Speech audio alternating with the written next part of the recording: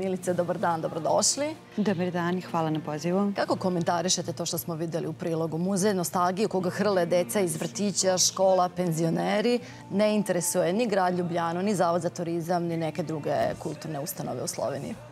Pa mislim da je to u potpunosti u skladu sa kulturom i politikom sećanja u praktično svim postsocijalističkim zemljama, pa i postjugoslovenskim zemljama.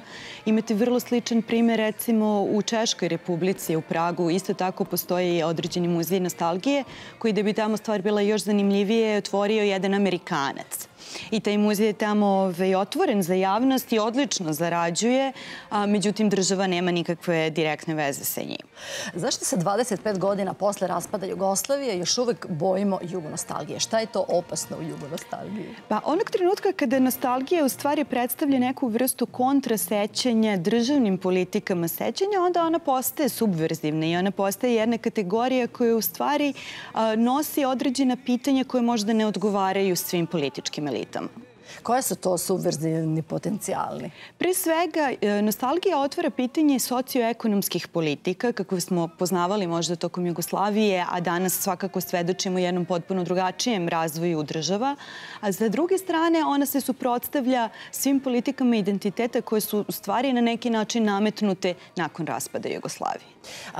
Da li biste mogli ukratko da napravite neko poređenje u odnosu prema Jugoslaviji u zemljama koje su nastale na njenom tlu? Mislim da ono što je zanimljivo jeste da svakako treba reći da jugonostalgija postoji u svim bivšim jugoslovenskim zemljama, samo na neke različite načine i u različitom obimu. Ono što je recimo specifičnost Srbije jeste da je u Srbiji na neki način Milošević i tokom 90-ih svoju politiku nacionalističku vodio navodno u ime očuvanja Jugoslavije, pa se percepcija na nekakav drugi način događa. Također vi recimo u Beogradu i dalje imate muzej istorije Jugoslavije, ali se svakako postavlja pitanje kako on tu Jugoslaviju reprezentuje. Sa druge strane, recimo Slovenija se smatra državom koja ima najviše izraženu jugonostalgiju, mada svakako možemo postaviti pitanje da li je to zaista i tako. Kako je po vašem mišljenju? Pa ja mislim da ono što je tu suštinska razlika jeste da se jugonostalgija javlja iz različitih razloga. U Sloveniji koja je na neki način prošla i izašla najbrže iz Jugoslavije, pa možda i donekle najbezbolnije, postoji jedan lagodniji odnos prema otvaranju pitanja bivše države. Dok je to svakako kompleksnije pitanje, na primjer u Bosni i Hercegovini, koje se ipak sa fenomenom nostalgije suočava nakon jednog dugačkog ratnog perioda. Tako da u tom smislu se druga pitanja javljaju kao ključne. U Bosni i Hercegovini recimo danas je nekakav zahtev za jednom funkcionalnom državom, pre svega ono što građane vezuje za period Jugoslavije. Sa druge strane, u Sloveniji je to možda pitanje nekakve prepoznatljivosti u svetu, jer svakako danas znamo i sami da je možda drugačiji težinu i znači i lakše strancima reći da dolazite iz Jugoslavije nego iz Slovenije, pa se onda to meša sa Slovačkom i tako dalje. Tako da su te perspektive i prilazi u stvari drugačije, ali sama suština ostaje ista, a to je potreba u stvari stanovništva da se u Jugoslaviji razgovara.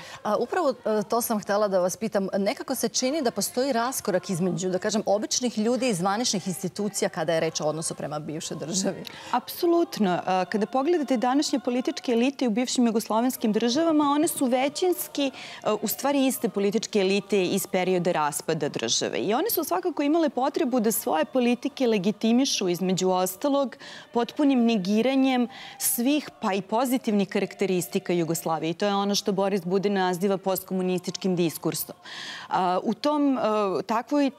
takvoj politici sećanja nostalgija postaje subverzivna, a ljudi svakako se ipak sećaju možda i nekakvih boljih vremena iz različitih razloga i na različite načine. To je možda i odraze nezrelosti zapravo političkih elita. Svakako da bi pristup otvaranju dijaloga zahtevao jednu vrstu političke spremnosti na u stvari proispitivanje sadašnjosti, jer ono što svako sećanje sa sobom donosi jeste jedno postavljanje pitanja odnošenja prema današnjem trenutku i današnjim politikama. Tako da ono što je tu izuzetno bitno jeste da bi u stvari trebalo razumeti nostalgiju kao jedno političko pitanje, a ne samo jedno banalno pitanje nekakvih starih generacija ili nekakve komercijalizovane mogućnosti da se neki stari period proda.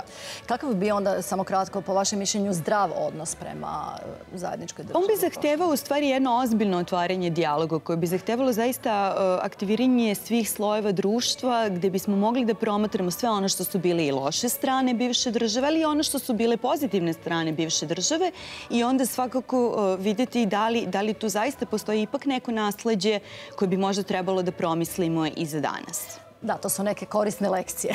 Apsolutno, da. Hvala vam na razgovoru. Hvala vama.